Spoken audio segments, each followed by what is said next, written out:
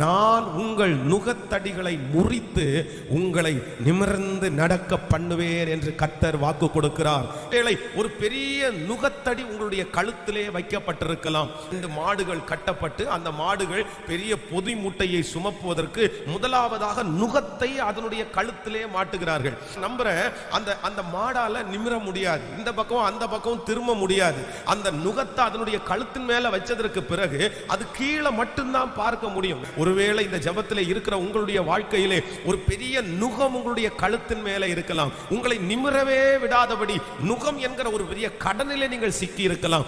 நுகம் என்கிற ஒரு வியாதி உங்களை தொடர்ந்து கொண்டு வரலாம். இல்லையென்றால் நுகம் என்கிற ஒரு ஆசீர்வாத குறைவு உங்களை தொடர்ந்து கொண்டு வரலாம்.